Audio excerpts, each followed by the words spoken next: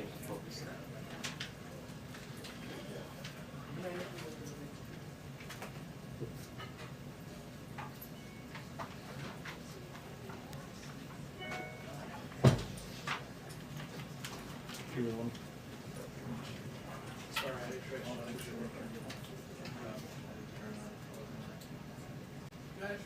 I got it.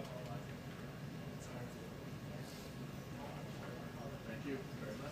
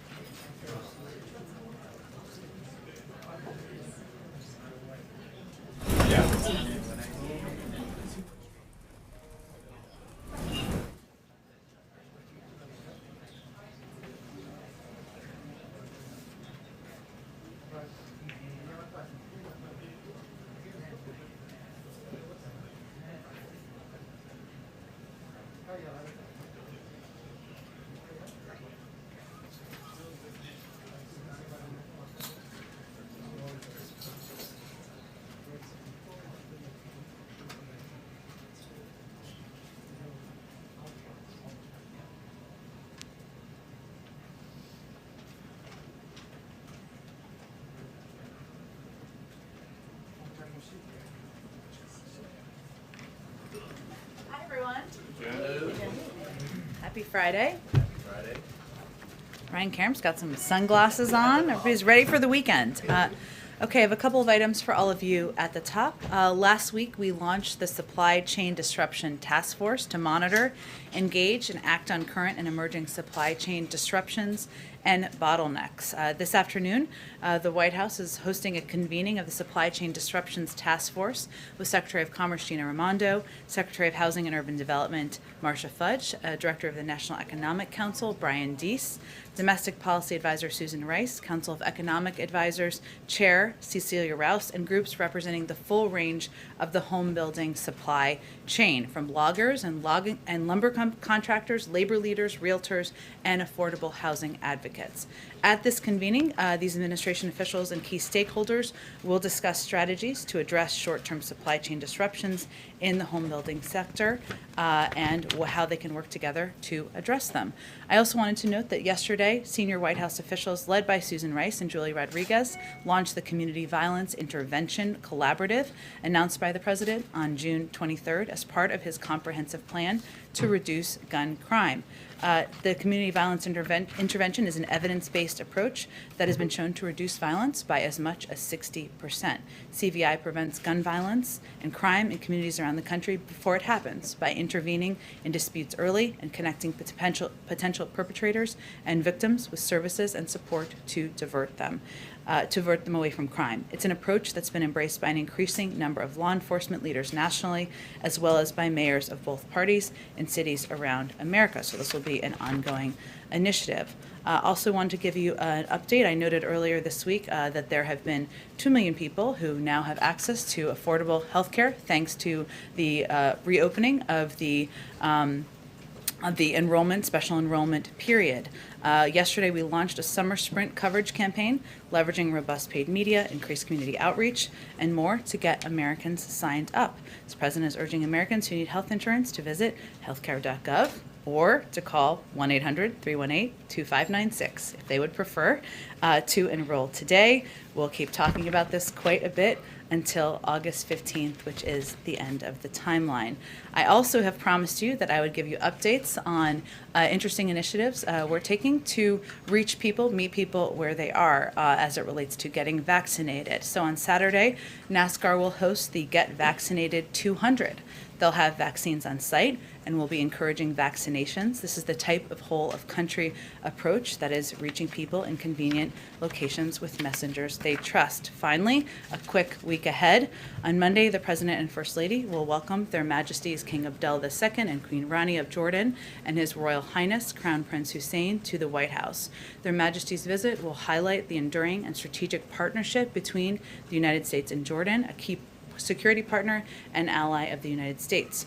It will be an opportunity to discuss many challenges facing the Middle East and showcase Jordan's leadership role in promoting peace and stability in the region.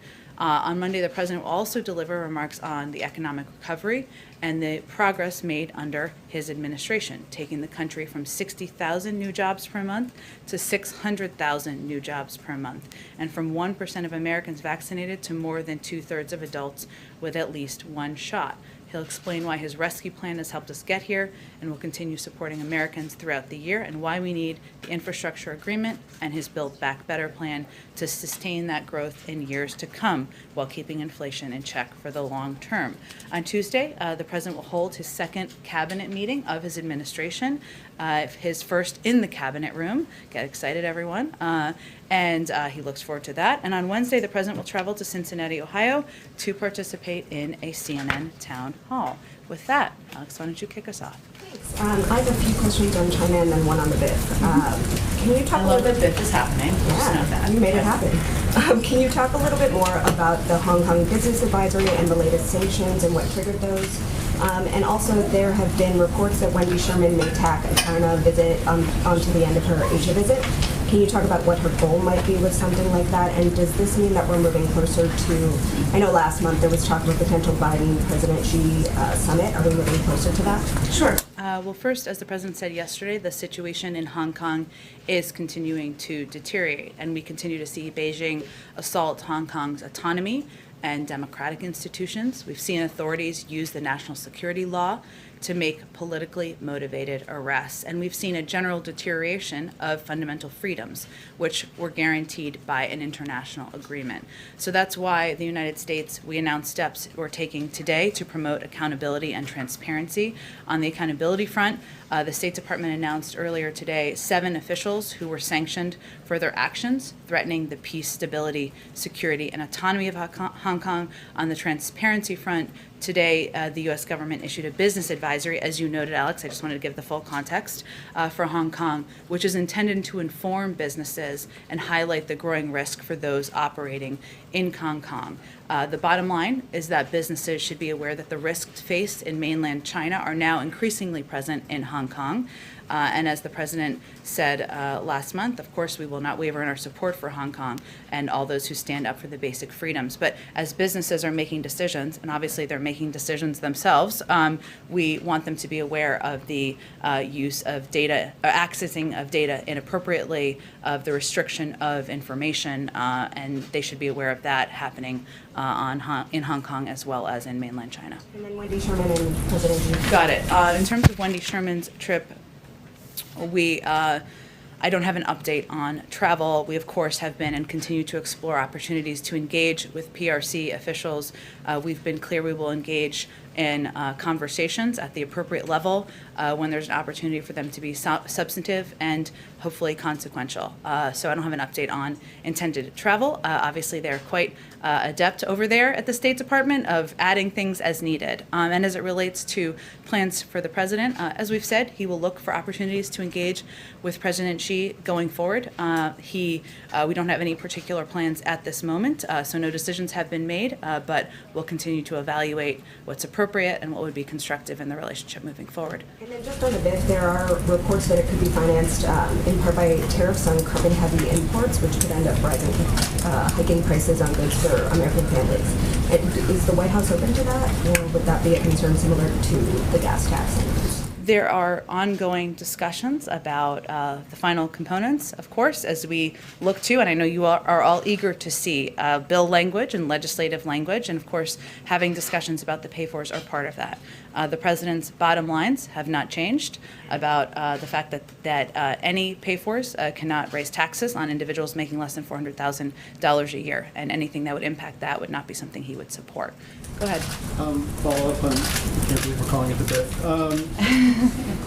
Those of us old enough think of Back to the Future. Those who are younger, I don't know what they think of. But Back to the Future category. given the fact that discussions are ongoing, if the discussions are still ongoing come Wednesday, does the president believe that the Senate should vote, should take the procedural vote to move forward if there's no bill text or deal in hand? Well, I think Leader Schumer, of course, will be running point and leading the effort to determine and making the determination about the timeline, the process, and the sequencing of votes in the Senate. And we certainly work closely with him, but we certainly trust his path that he is mapping out for the legislative process. We have several days, I would note, before Monday for more information to become available. We'll see what is known. I will note that the president is quite familiar with the roller coaster and ups and downs of legislating, having spent 36 years there and even having had some successes over the last few months in working with legislators. We had a productive meeting. Members of our team had a constructive, productive meeting yesterday. And I'd also note that there are a number of Republicans and Democrats who feel the same in terms of the path forward. Senator Portman said, we're going to get it done, and that we'll end up with a good package. Senator Cassidy said he did not feel squeezed by the timing. Senator Romney affirmed things were going in a good direction. We certainly understand the ups and downs. No one better than the president. That's the period of time we're in at this point. And you went through kind of the top line details of this yesterday, but can you elaborate a little bit on the Facebook, Sure. the administration to Facebook flagging of disinformation, and then there's also some reporting that we've had that Facebook maybe hasn't been as proactive as the White House would like it to be in response to some of the flagging. So the process of how the flagging works, and then whether Facebook has been amenable to those requests. Sure. Well, I would say first, it shouldn't come as any surprise that we're in regular touch with social media platforms, just like we're in regular touch with all of you and your media outlets about areas where we have concern, information that might be useful, information that may or may not be interesting to your viewers. You all make decisions just like the social media platforms make decisions, even though they're a private sector company and different, but just as an example. So we are regularly making sure social media platforms are aware of the latest narratives dangerous to public health that we and many other Americans are seeing across all of social and traditional media. And we work to engage with them to better understand the enforcement of social media platform policies. So let me give you an example just to illustrate it a little bit. The false narrative that remains active out there about COVID-19 vaccines causing infertility, something we've seen out there flowing on the internet quite a bit, in other places as well, which has been disproven time and time again. This is troubling, but a persistent narrative that we and many have seen, and we want to know that the social media platforms are taking steps to address it. That is inaccurate, false information. If you are a parent, you would look at that information, and that would naturally raise concerns, but it's inaccurate. And that is an example of the kind of information that we are flagging or raising. And then has Facebook been as proactive as the White House would like in terms of its response to those flags? Well, I think as I noted yesterday, Phil, there are more steps that everyone can take. And I would just note again, this is a responsibility of officials speaking, of course, on behalf of the government. It's a responsibility of members of the media. It's the responsibility of citizens and civic leaders and people who are trusted voices in communities around the country. That has a broad definition. Social media platforms is one of them. And as we know, it is also there are also areas where a lot of people get news and information. Sometimes those are accurate news items reported by some of your outlets or accurate information shared by a neighbor. Sometimes there is information that is not. It is hard to discriminate, as we know. This is not a new issue, but it is an issue that is impacting people's lives. So a couple of the steps that we have, that could be constructive for the public health of the country are providing for Facebook or other platforms to measure and publicly share the impact of misinformation on their platform and the audience it's reaching. Also with the public, with all of you, to create robust enforcement strategies that bridge their properties and provide transparency about rules. You shouldn't be banned from one platform and not others for providing misinformation out there. Taking faster action against harmful posts. As you all know, information travels quite quickly. If it's up there for days and days and days, when people see it, it's hard to put that back in a box. And of course, promoting quality information. Algorithms, I don't know how they work, but they all do know how they work. So those are some of the steps that we think could be constructive for public health, for public information, for public and the right of the public to know. Go ahead. Just to quickly follow up on the Facebook aspect of this, you said yesterday that 12 people were producing 65% of the misinformation on vaccines on social media platforms. Do you have a sense of who those people are? Are they bad actors like Russia? And Facebook responded yesterday after the press briefing. They say that they removed 18 million pieces of COVID misinformation. They've connected more than 2 billion people to reliable information. So does the White House find that sufficient? Clearly not, because we're talking about additional steps that should be taken. And frankly, information that media organizations could decide whether you're going to report on or not. I'm not talking just about the misinformation storyline. I'm talking about these individuals. I'm talking about how prevalent the spreading of this information is. The public has a right to know. That's the point that we're making, and we're dealing with a life or death issue here, and so everybody has a role to play in making sure there's accurate information. Obviously, those are steps they have taken. They're a private sector company. They're going to make decisions about additional steps they can take. It's clear there are more that can be taken. And actually, on the foreign government piece, because I think that's an important point, or important, interesting question. The State Department's Global Engagement Center has found that Russia and China have promoted their own vaccines through messaging that undermines Western origin vaccine development programs. So, that is more than just competition about vaccines. The risk and impact there is that this type of information magnifies the risk of potential side effects associated with Western vaccines. This is what the information, some of this misinformation is doing, and misleads the public by falsely alleging that mRNA vaccines are untested and thus risky, even though many of them are approved and have gone through the gold standard of the FDA approval process. So the PRC, for example, has also suggested that the United States hoards COVID-19 treatments and prevents other countries from acquiring vaccines, despite evidence to the contrary. But certainly pushing information out there that these tested, approved vaccines are ineffective and unhelpful. A lot of people on these platforms, they're not discriminating, as you all know, between the source of the information, and that is damaging as well. So we've seen that trend. And one more, if I could, just on Afghanistan. Thank you, Jen. As we look at the withdrawal in Afghanistan, what is your assessment of the Taliban's advancements? We heard from the president. He said the likely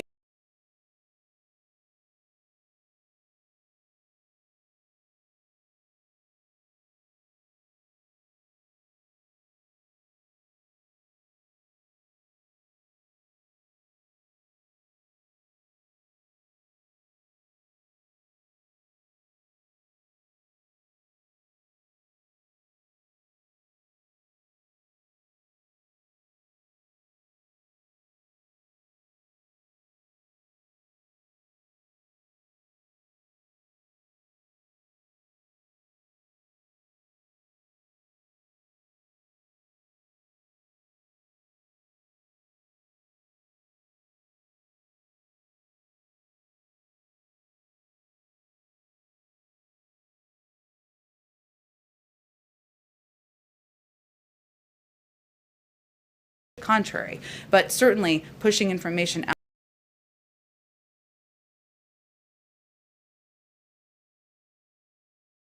are ineffective and unhelpful. A lot of people on these platforms, they're not discriminating, as you all know, between the source of the information, and that is damaging as well. So we've seen that trend. And one more, if I could, just on Afghanistan. Thank you, Jen. As we look at the withdrawal in Afghanistan, what is your assessment of the Taliban's advancements?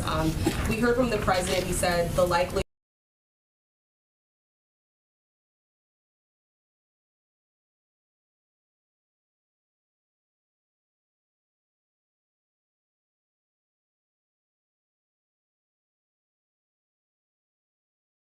pushing information out there that these tested, approved vaccines are ineffective and unhelpful. A lot of people on these platforms, they're not discriminating, as you all know, between the source of the information, and that is damaging as well. So we've seen that trend. And one more, if I could, just on Afghanistan. Thank you, Jen. As we look at the withdrawal in Afghanistan, what is your assessment of the Taliban's advancements?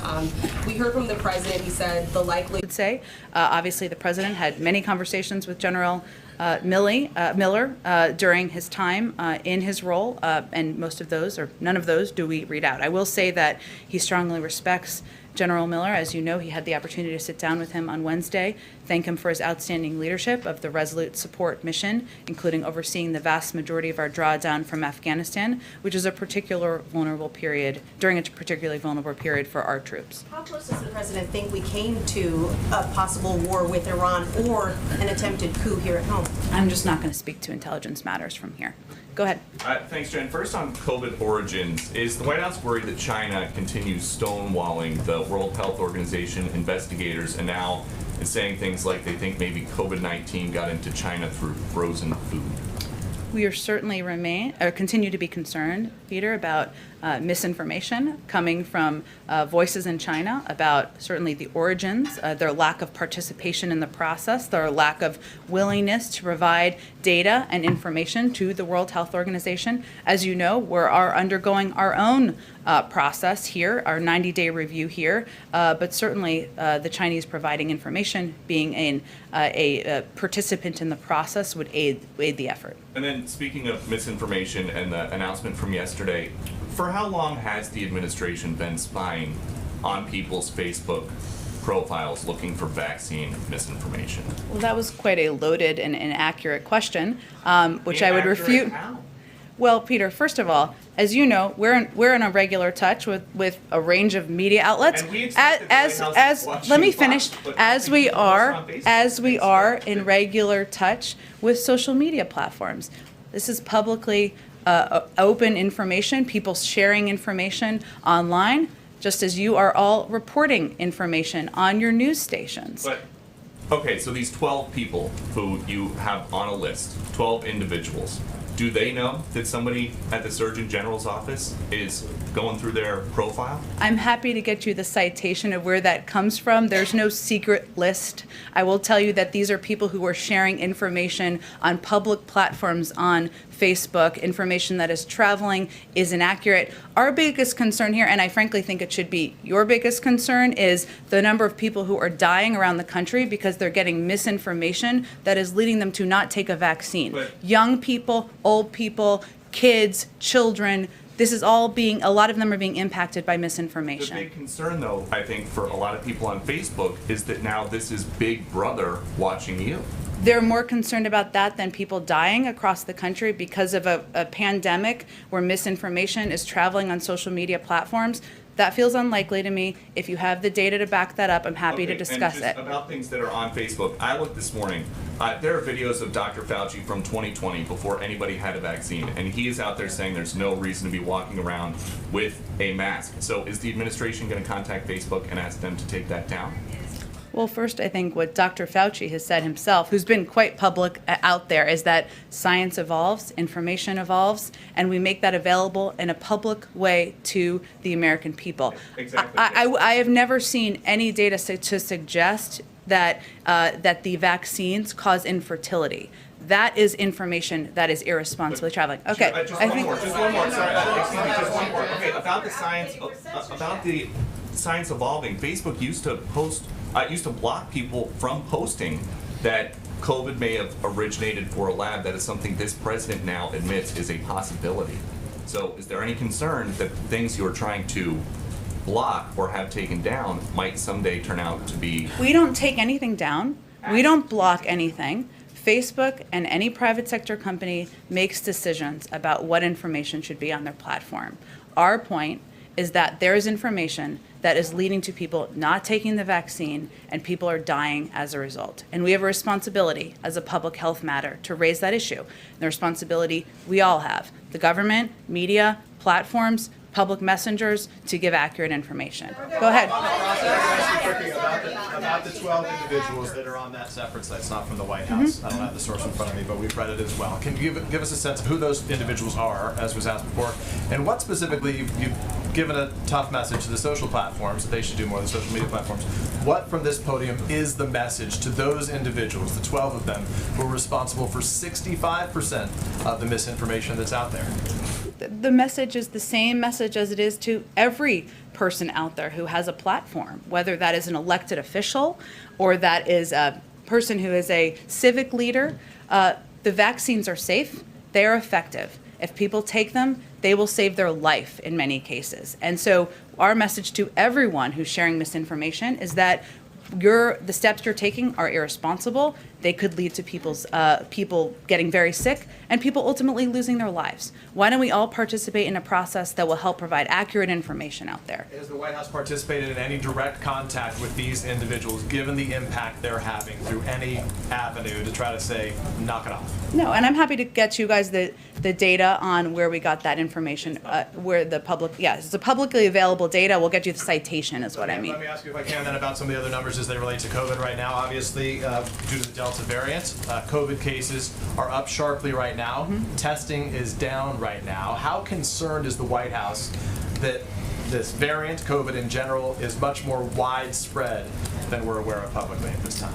You know, it's a great question. I don't want to speak out of turn here because it's really a question for the health and medical experts on how they're tracking it and how concerned they are. We certainly know on transmissibility and based on the CDC data that the Delta variant is impacting the majority of people who are getting sick with COVID now. We also know that 99.5% of people who are in the hospital are people who are unvaccinated and people who are dying of COVID unvaccinated. The data is very clear. As Dr. Walensky said on an earlier briefing today, this is really becoming a pandemic of the unvaccinated, and that means getting vaccinated, you can save yourself. Is there anything that the White House is doing differently? We saw the president proudly in Philadelphia shaking hands with a lot of folks when he was there for his voting rights speech earlier this week. We saw something similar last week when he was in Illinois. Given the reporting about some breakthrough cases right now, are there any things that the White House is doing differently as it relates to your own staffing or the president's handling of his sort of activities due to those new numbers? No, we are vaccinated. The president's vaccinated. We are all vaccinated. So breakthrough cases are not something that you or We Americans should worry about. We still have a testing protocol and process in place for White House staff, so that has continued. And for those individuals that he would be shaking hands with, there's not any.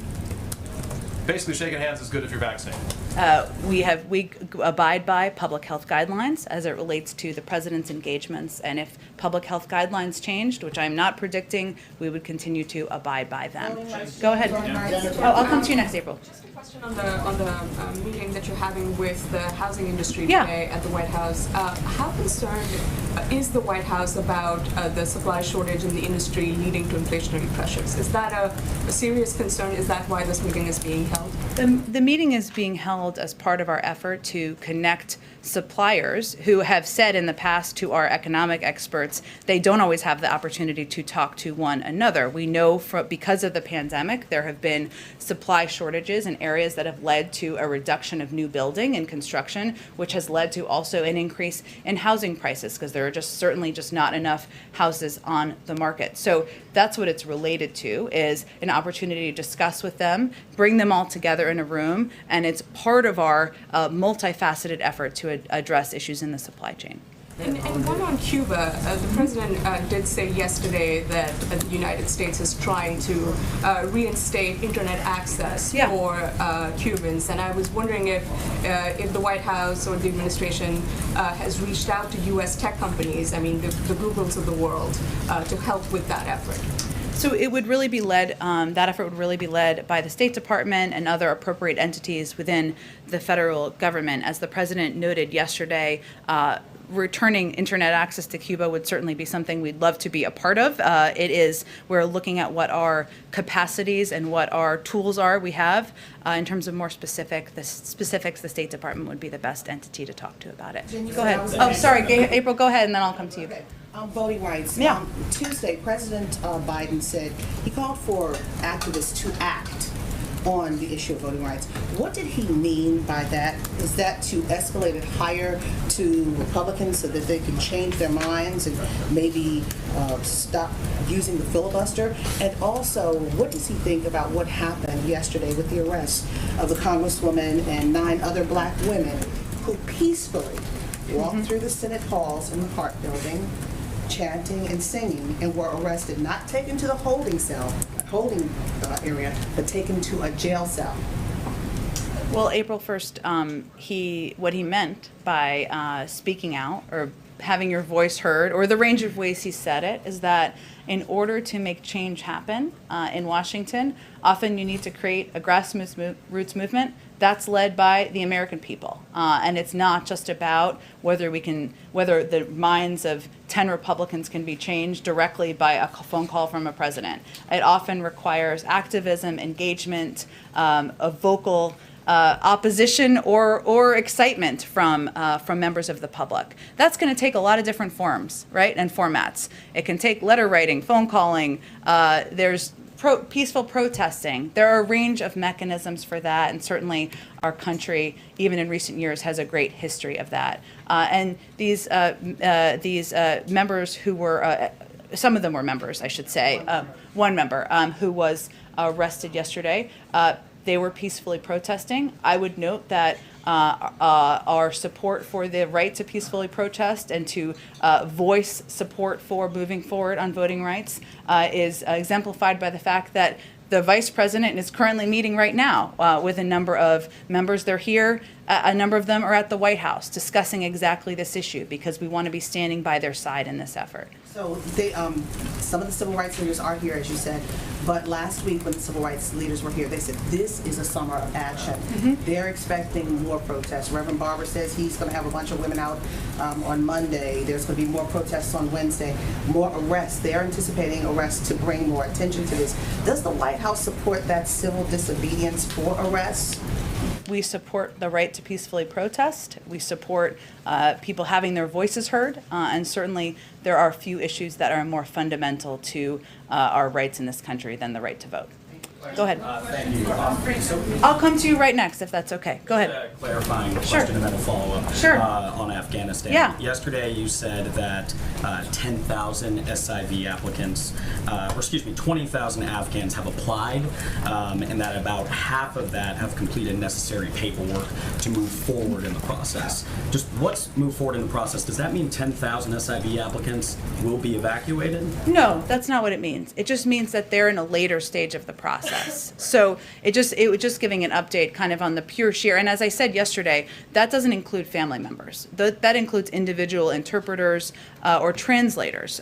So it just means they're farther forward in the process. There's another step in the process, which is security vetting, which would need to be completed before any individual is relocated to a base in the United States. Individuals could be relocated to third countries before that process is completed. So it was just an update kind of on where people stand in the process. And then just to take a step back too, why did the administration wait until June 24th to commit to the evacuation? Why not have this be one of the early steps right when the president announced this in April, I believe, while American troops are still on the ground? I mean, announcing this just days before the combat mission is essentially over would seem to complicate the mission. Well, I would say first, there's always ongoing discussions, both with our partners in the region and others, before an announcement is made. And sometimes it requires a process to get to the point where you are making an announcement about the relocation of thousands of individuals out of a country. Second, I would say we've also committed to not only relocating these individuals in advance of our servicemen and women coming out of Afghanistan. We have quite a capable Department of Defense and diplomatic apparatus in Afghanistan and around the world to implement this, but we've also committed to continuing this process from there and having a diplomatic presence on the ground from there. So this is not a process that will end, but this is a process that we announced at a time when a final decision was made based on a range of factors internally. Have any third countries outside of U.S. territories given the U.S. commitment, the administration commitment, that they will house SIV applicants while they're still having their applications We're having a processed? range of discussions, as you know, when we're at the point where we have final agreements, and we're confident that it won't impact the security of individuals who are being relocated. We'll share all of that information with you as well. There's no commitments as of today. I don't have any updates to provide to you today. Go ahead. Oh, I'm sorry. Go ahead. Yes, so what can Africa expect from this administration in terms of its engagement in helping solving some problems that we are having right now? For example, Angola is fighting corruption. And also, can we expect some revision in the sanctions in Zimbabwe? I don't have any update for you on considerations around sanctions. I would point you to the Department of Treasury or the Department of State on that. We, of course, will remain deeply engaged with our African partners on a range of issues, whether it's corruption or facing and fighting the COVID pandemic or economic opportunity and development. And I would note that we have a number of leaders high up in the government, including our UN ambassador, Linda Thomas-Greenfield, who has spent quite a bit of time working with leaders in the region and playing a front and center role for the United States government. But in terms of specifics on Zimbabwe or Angola, I would point you to the State Department. Regarding misinformation, do you have any data that shows that children have been affected by misinformation? And how do you see we should educate children about these issues? Because I'm working on a show that will inform little kids about many different things, and I'm also concerned about misinformation. So in your research about misinformation, is there any misinformation affecting children as well? That's a really interesting question. I don't have any data at my fingertips. I will reiterate that, of course, children are not eligible under the age of 12 yet for vaccines in the United States, and decisions about the health of children as a parent myself would obviously be made by the parents in coordination with doctors. But I would say there's no question that when there's information, the example I gave earlier about the impact on fertility which is inaccurate and false, which is still traveling around the internet. If you're a parent, that would give you pause if you think that is accurate information about your child and about your child getting vaccinated. So that's an example. I don't have data, but just an example that could be applicable. Go ahead. Yeah, thank you, Jen. I had a question about the direct funding to states and cities from the American Rescue Plan, Sure. the $350 billion. It's talking to the Treasury Department, about $200 billion has gone out, and several cities and states have been quick to allocate that money. But there's other mayors and governors who I've talked to who have spent very little of that funding so far. In some cases, none of it, either because of battles with their state legislatures over the funds, their late budget cycles, lengthy public input processes, or they're simply doing better than expected revenue-wise, and so there hasn't been a sense of urgency for them. And so my questions are, does it concern the White House that some places haven't gotten their money out quicker? And does the White House have a message to governors and mayors that don't have any plans yet to spend their funds? And finally, does that signal the situation I described of some folks not spending their money quickly? Does that signal that the money wasn't urgently needed? Well, I would say first ensuring that states and local governments had the funding they needed to keep employees on the job, to keep cops on the beat, to rehire them in many cases, was a priority when we were negotiating the American Rescue Plan for a range of elected officials, including mayors and governors across the country, for good reason. It sounds like there's some different case-by-case scenarios that have made it more challenging in certain governments and localities. We have an entire team here and at the Treasury Department that works closely with them. It may be most constructive for you to talk directly to them, either Jean Sperling or Jacob Liebenluft, about different issues that are happening in different cities or Do you have states. confidence that money is being well spent and that they're going to get it out to address what you identified as a problem for cities and states? Absolutely. And there is, of course, a range of options that cities and localities have for using the funding. And we wanted to provide that flexibility on purpose because one city or town or state does not fit all. One size doesn't fit all, I should say, for cities, towns, and localities. That was important, that flexibility. There are still restrictions on how it can be used and how it's implemented. We obviously also, which is not what you're asking, but I'm just going to reiterate, take waste, fraud, and abuse incredibly seriously. The president is Sheriff Joe in his heart and forever. So that's something we watch. But I would say it might be constructive for you to talk to them directly about the implementation piece, and I'm happy to connect you directly. Go ahead, Karen. Jen, vaccination rates are actually going up in the 5 states that have the highest case rates right now.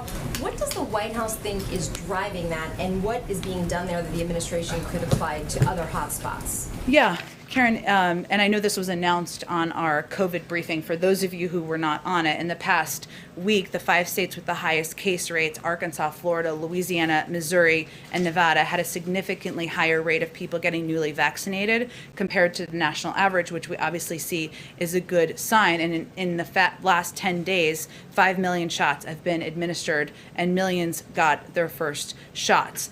It's hard to pinpoint one particular piece, but what I would say is that we're continuing to work to apply the lessons we've learned over the last few months. The biggest issue far and away is access, and that means something different in different communities. In some communities, it is ensuring that people know that they can take time off of work. Because of the kind of jobs they're working. In some communities, it is meeting people where they are, in places of worship, mobile clinics, which is something we're doing a lot in rural communities, walk-up pharmacy appointments at their workplace or in schools. We are also continuing to fund, support, trusted messengers, because we have seen time and time again that it is more effective. And many of you have covered political campaigns. This is not a surprise to most people who've covered political campaigns. Trusted messengers are people in communities. They are neighbors. They are civic leaders. They are clergy. They're not always the president of the United States. Sometimes it is, but and they are medical experts. And so we are continuing to support those efforts. We think that all of those have been effective. There's still more work to be done, but certainly that's encouraging those trends that we've seen. How concerned are you, though, that things have to get worse in these hotspots before they get better, that fear is driving the vaccination rate? How concerning is that to the White House? Well, that is not our preference. That is why we have made vaccines so readily available for months now. That's why we have employed these tactics for months now, making vaccines readily available, accessible, working with trusted messengers and partners. We also, though, have seen in some communities where local news stations are covering young people, unfortunately, who are getting sick, some being put on ventilators. I don't know, I can't tell you from data what impact that is having, but we are seeing in areas where there are lower vaccination rates, some positive signs over the last week. We'll see if that continues. Go ahead. Thank you. I have 2 COVID questions and 1 voting rights question. I will try Okay. to make it fast. On COVID, you and Dr. Walensky have used this phrase, the pandemic of the unvaccinated. And I am wondering if any part of that is the administration distancing itself from responsibility for the pandemic, because you've been trying to get people vaccinated, or if it's a scare tactic. Well, I would say first, the data speaks for itself, which 99.5% of people who are in hospitals because of COVID are unvaccinated. What it is our responsibility to do is provide accurate public health information to the public. It is also our responsibility to stay at it and continue to communicate, to fund programs, to support trusted messengers, to get out into local communities, to use what we see as creative partnerships to meet people where they are. We haven't stopped that. We haven't halted it. We haven't even slowed it down. But certainly from the public health experts, et cetera, and I repeated what Dr. Walensky said, because she is, of course, a doctor, and I am not. It is important for people to understand that the vaccine is safe. It will protect them, and it is as simple as that, and sometimes. On Olivia Rodrigo, was this sort of a one-off thing? I know that you had worked with other celebrities before and you announced the NASCAR thing, but is there more work with young celebrities or country stars or anything else that's coming, or was that more of part of the month of action that's behind us? Wouldn't it be great if this was the cue for like Blake Shelton and Gwen Stefani to come out from? That would be awesome. I wish that was happening today. It is part of an ongoing effort, and we want to partner with trusted voices and individuals in communities, many of whom you will never have heard of, and they may have 5 Twitter followers if they're on Twitter, which they probably are not if they're not on the coast and not liberal. But we will also work with celebrities, and we will also work with individuals like Olivia Rodrigo. I know I said this the other day, but obviously she's a very well-known pop star. She's 18 years old. She doesn't have to use her time to do this. She is speaking to a broad swath of an audience that I bet you is not watching the White House briefing and is probably not watching the President of the United States. And we recognize that we need to meet people where they are, including as we use partnerships and media and engage with media as well. Go ahead. And I'm very sorry to have one more, but on voting rights, the president on Tuesday called on Congress to pass federal voting legislation. He spoke about the urgency of it. The question is, what comes next? Is he going to travel around the country and make this case? Is he going to go up to the Hill and have meetings specifically about voting rights? I know that he's talked about, activists need to build the grassroots, but some activists are sort of pushing back on that idea, saying, like, we can't always be the ones that are asked to do the work.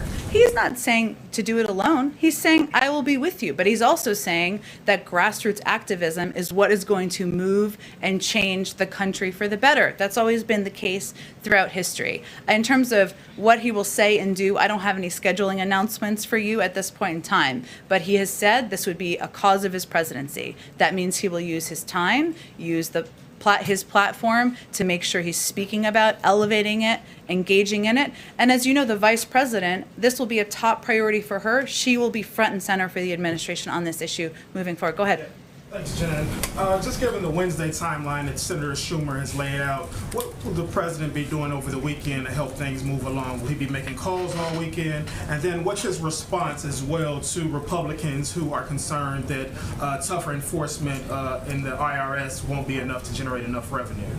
Well, first I would say the president has proposed a number of ways to pay for these proposals that have been out there in the public and has been a part of these ongoing discussions, which are continuing. And those proposals, he has a number of proposals out there that will more than cover the cost of this infrastructure agreement that do not violate what the Republicans have said is their red line in this case, which is the 2017 tax cuts, regardless of his point of view on that. We'll take that on in the Build Back Better reconciliation package.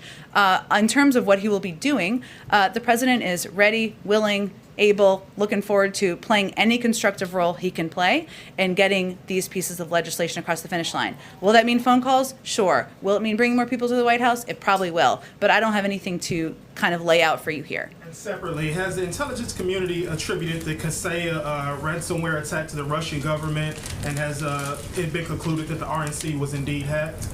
Well, first I would say the RNC put out a statement when that news came out saying it was a third party that had their information accessed, not the RNC, a vendor of the RNC's. I'm not aware of the information they're changing. I would point you to them on that. The FBI is, of course, doing an investigation and in touch with them. I don't think they've put out any new information since then. In terms of the Kaseya attack, we have pointed to the fact that that REvil has many cyber experts have assessed their engagement here. We have not attributed the Russian government's involvement in this case. It's an ongoing review, but we don't have any new information on that front. Go ahead. Madam Jen, I'm curious if the uptick in the Delta variant, if that is playing any part in where the president is leaning in terms of extending that federal mask policy in public transportation. I know it's set to expire in September. Is he leaning towards extending that even more? We've seen some health officials say that they want to extend it even now. Well, he's going to lean into the advice of his health and medical experts and teams on any steps that need to be taken to keep the American people safe. Given we're talking about September, I know that feels like a short period of time away. It is actually some time away, but he'll continue to receive updates from them on a range of issues as it relates to COVID. I'm sure they'll discuss this and their views. And on that same note, he said yesterday that he's going to take into consideration some factors before he talks about what will happen with the European travel ban. Is that going to play a part into that with the Delta variant coming up? Well, as it relates to the travel ban, we certainly know we've made important progress in the pandemic. We'll continue to put public health first. The president, all decisions about reopening international travel will be guided by our public health and medical experts. There are ongoing working groups that are having these discussions to keep open lines of communication. He will be receiving an update soon, I believe, if not today, then in the coming days on where things stand. But We must be vigilant, particularly about the spread of variants. We'll reopen when health and medical experts expect it is safe to do so. Go ahead. Thanks, Jen. Does the president plan to reappoint the Fed chairman to another term? I have no announcements or pronouncements on the Federal Reserve Chair or any other personnel to convey to you today. For that decision? I don't have a timeline to project. I know that there's a timeline for when his services will need to be reviewed or determined. Go ahead. Let me just get around. Go ahead. I had a question about Belarus, if I may. The Belarusian opposition leader, Svetlana Tikhanovskaya, will be in Washington next week, and she said she would meet high-ranking officials. I was wondering whether you had details about that. I don't with me. Let us get it to you after the briefing. Members of the National Security Team or the State Department, was she more specific, or just people from the U.S. government? She just said high-ranking officials on Twitter. Okay, let us get you more information after the briefing. Reese, who is our special guest from, tell us where you're from. Who's not been, have you been here before? I've never been here before. Okay. Dun dun dun. Welcome. Welcome to the super. Thank you. My question is really just about, we kind of touched on the vaccination rates in like rural counties, especially in Oklahoma. We're seeing a significant rise in COVID cases. Is there any specific plans that the administration has to help increase vaccination rates in these rural counties that really these people don't have any intentions of even getting the vaccine? Well, we've talked about this a little bit, but what we're doing in rural communities is employing a number of the tactics that we've seen work around the country. So we know access is a huge issue in rural communities because people may not live near a pharmacy. They may not know still where to get a vaccine. We certainly understand that. So part of what we're trying to do is deploy and make sure we're expediting our deployment of mobile vaccine units to rural communities to bring the vaccine to people where they are and where they live, to make it as easy as possible. And so this work is going to continue person to person, community to community. We're also working with a range of trusted partners locally.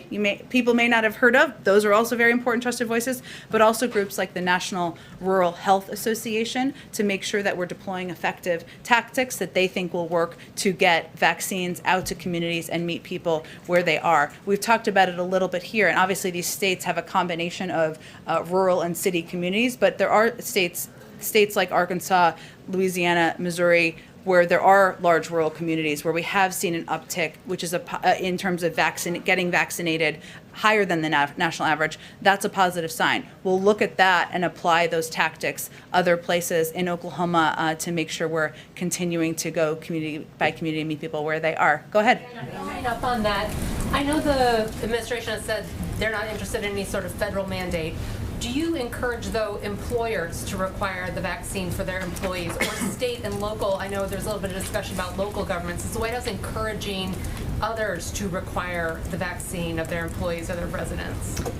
We know that some employers, hospitals, health systems, colleges, universities, local leaders have chosen to take this step, and we expect others to do so as well. But our role we're playing from here is continuing to go community by community, person to person, making sure we are meeting people where they are to get the vaccine out. We believe that local communities, entities, organizations are going to make decisions about what they need to do to keep their community safe. And what about for federal workers or members of the military? I don't have anything new to report on that. Go ahead. Question. The Justice Department Inspector General's report on the FBI handling the Nassar case, that's the latest embarrassment in a string of embarrassments for the FBI this summer. Does the president have complete confidence in Christopher Wray? And what is the administration's message to people who see this bungling and want to know if the FBI is up to task with ransomware, domestic terrorism, and other threats? Well, first, I would point you all to the expansive statement that was put out by the FBI in response to the Inspector General's report. Second, yes, he has confidence in Christopher Wray. Third, as it relates to ransomware, this is an across-government interagency effort, one that we have not seen done in the past. I gave a little bit of an update and a readout of it yesterday, where we're tapping into all of the resources and expertise across the federal government. The FBI has been a key partner in that, as have another number of entities in our national security team who can play a role in fighting against ransomware. Go ahead. Oh, go ahead. And then we'll go. I'm sorry. Go ahead. We'll get you doing back. Go ahead. Thanks. Go ahead, sorry. Okay, so you haven't talked about APEC. This was a Yeah. conversation that the president had this No morning. one's asked about it. Now's the moment. And so there seems to be a convergence between President Biden, President Xi, and also President Putin in terms of making and sharing and distributing vaccines. My question is the mechanism of it. We know that APEC supports the TRIPS waiver, as does President Biden. Was there pressure from APEC member countries to have the U.S. put more diplomatic pressures on WTO countries to pass the patent waivers? Well, first I would say the president's view continues to be exactly as you laid it out there. This is a ongoing process, and Ambassador Tai is our lead representative in these discussions and negotiations. The APEC summit, for any of you who watched parts of it, was virtual and was individuals delivering sets of remarks. It wasn't an interactive opportunity, I would say, and President Xi actually delivered pre-recorded remarks, so he wasn't even there participating in person. And just to follow up on the health misinformation. Or on virtually live, I should say, yes. Following up on the health misinformation, do you consider claims by some in the conservative circles that ivermectin, am I pronouncing that right, as a promising treatment for COVID as misinformation? I know that the FDA has weighed in on this, I believe in March, but I just wanted the administration's latest position on the drug. Information that's inaccurate, we consider misinformation. So I don't think it's more complicated than that. Go ahead. Go. Let Ebony go. Do we what? We were supposed to gather it. Yeah, we were supposed to gather, I'm just making sure that. Oh, okay. Brian, thank you. You get an internship or something. I don't know. We will have 4 more minutes left, so we'll get to as many as we can. Go ahead, Ebony. Go ahead, and then we'll go.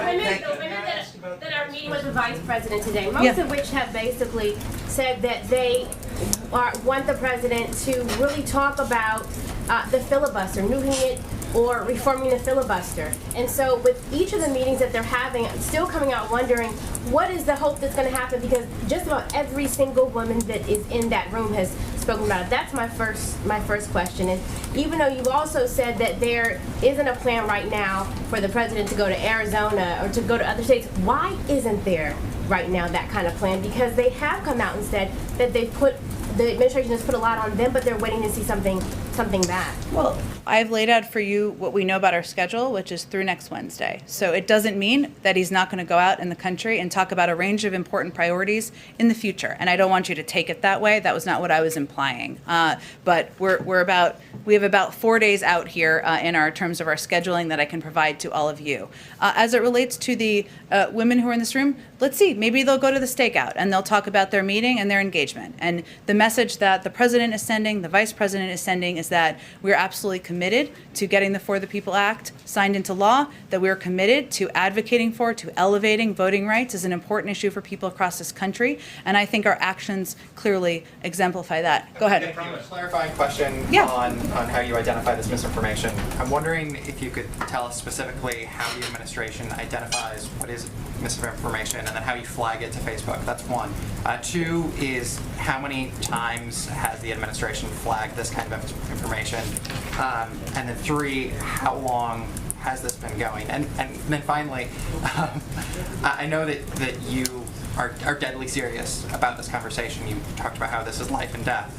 But are there any types of safeguards that the administration is putting in place to make certain that they do not chill free speech while they are going after this kind of disinformation? First of all, to be crystal clear, any decision about platform usage and who should be on the platform is orchestrated and determined by private sector companies. Facebook is one of them, right? And there are a range of media who also have their own criteria and rules in place, and they implement them, and that's their decision to do. That is not the federal government doing that. It is life and death. It is a public health issue in the country. That's why the Surgeon General was here talking about it yesterday.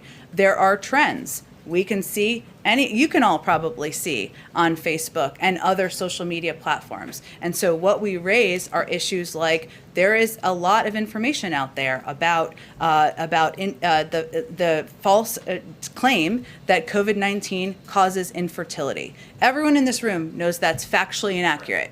We raise for them in our direct channels, of which every administration has always had with every social media platform, that we are seeing this trend. It's troubling. That information's inaccurate. inaccurate. But specifically, so you're not going after, you're saying these are general areas of misinformation that you should take a look at, not Yeah. specific posts. Yes, it is also publicly available who the individuals are who have spread most of the information. It wasn't publicly available by the United States government. It's publicly available information. So that's how it works. Okay, thank you, everyone. I've got to wrap it up. I'm sorry. Have a great. Okay, Brian, go ahead. Last one. Very quick. On Afghanistan, though we're not engaged, no. Brian, why don't you come back here? They've got to gather. They've got to gather. I got to get to the gather too. Okay.